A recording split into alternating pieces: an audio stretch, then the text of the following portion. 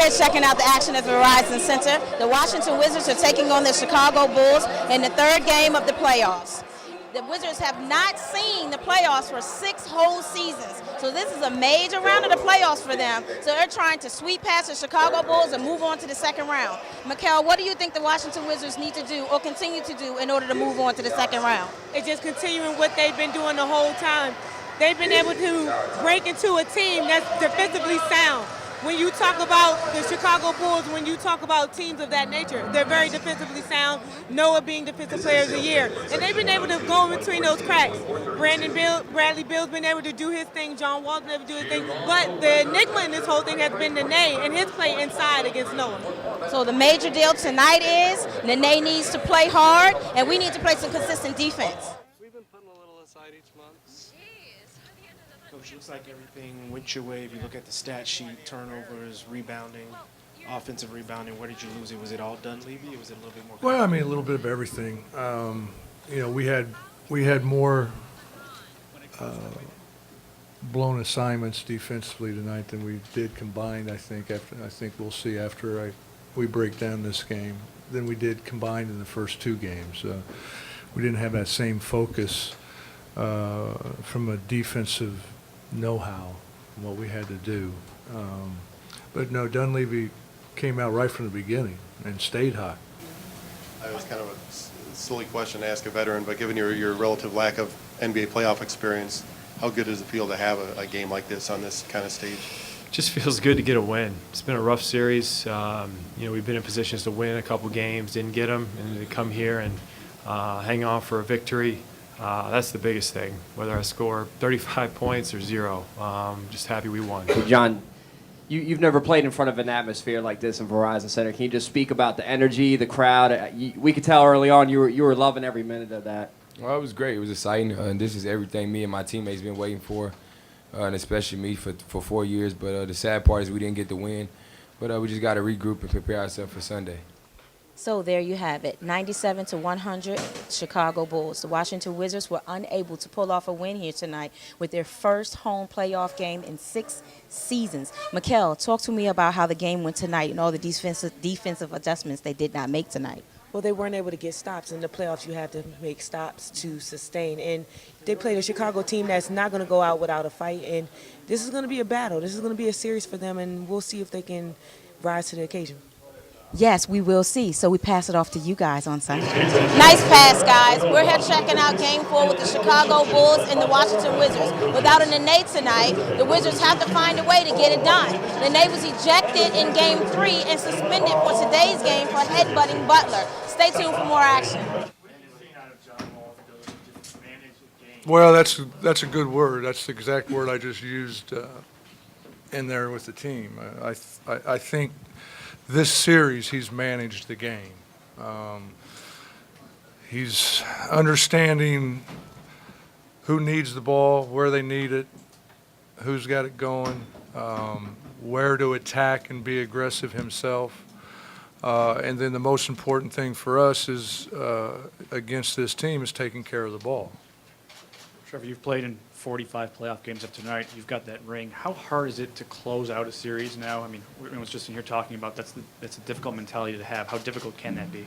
I think that's the toughest game to play. The toughest game to play in the series is the closeout game because you have a desperate team fighting for their playoff life, and you have a team that's trying to take it from them. So, I expect a lot of intensity, a lot of scrappy play, but you just gotta continue to fight, continue to play the way that we. Lacking games. That was the key. Coming into this game, we felt like in Game 3 we didn't play our defense that we played in Game 1 and 2, and we went over yesterday in practice and came out and did a great job of just challenging those guys and making them take tough shots.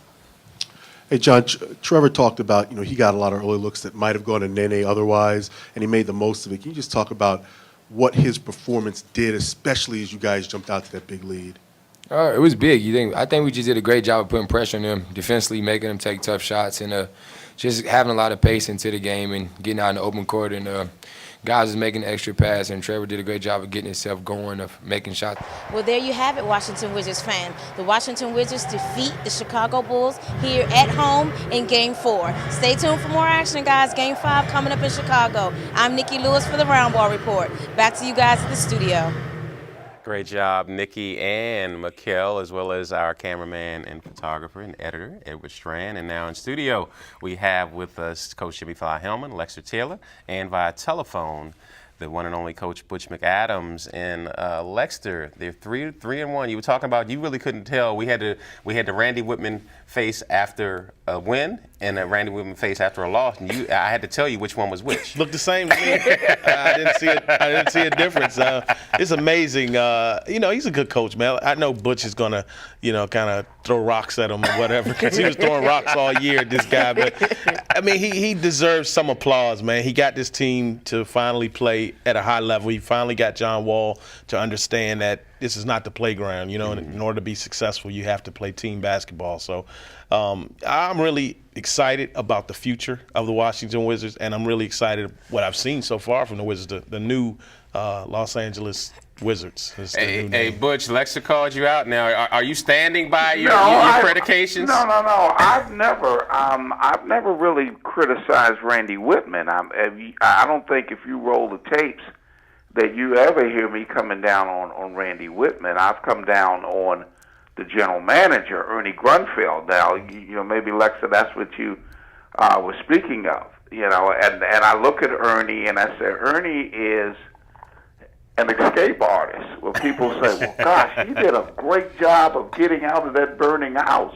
Well, yeah, but he set the matches.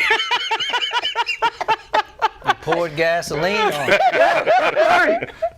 So it's not Randy, but it's Ernie that I'm critical of. But now, Coach Fly, as opposed to the formula that got them to 4 consecutive playoffs, which was more akin to what Butch was saying, but because you had Gilbert Arenas as your focal point, a guy who was not a steadying influence, or one that could make others better from a maturity standpoint, that their ceiling was kind of like, okay, first round, second round of the playoffs. Going back to the point of assessing what we do after this year, if they make it to the second round of Eastern Conference Finals, do you view that as this is a team that's ascending and we just need to tweak, or is it do we need to try to make a major move to try to achieve that ultimate goal? Oh, in the off-season, I think they do have some more tweaking to do. And one of the guys that I've mentioned before during the season that will be available is Grievous Vasquez for the Raptors. I think he'd be a perfect fit taking Andre Miller's role as a backup, protection against injury, that type of thing. But the Wizards, to me, the future is now in the NBA. You look at what happened to Derrick Rose, knee injuries. He's out 2 years. You can't assume just because things are going well now that something bad can't happen. And classic example of that, guys, we only got 3 minutes left. Speaking about things going well and there's something bad suddenly happening, the Clippers were on the cusp of moving on to their efforts to try to achieve a championship, and then the bombshell of the Donald Sterling videotapes came out. And Coach McAdams, I'm going to start with you. What are your thoughts? I mean, you've always been well-versed. You know what? Look, to me, guys, and I know you're not, but I'm going to say this. I am surprised and amazed that so many people are surprised. This is like having a family that has a vicious dog, and that dog has bitten everybody in the house, and nobody says anything until the dog gets out the house and bites somebody, and now it's public. Mm-hmm. Well, look, this guy has a history of being racist. Mm-hmm. Coach Fly? Well, I'll just piggyback on what you said, Coach. This guy has a history. He was sued twice by the Justice Department. Yes. For discrimination in housing against blacks and Latinos. He was sued by Elgin Baylor, a D.C. native, one of the greatest players of all time in Los Angeles, for racial discrimination. Now, Elgin Baylor didn't win the suit, because he wasn't able to prove his case, but obviously these comments vindicate him.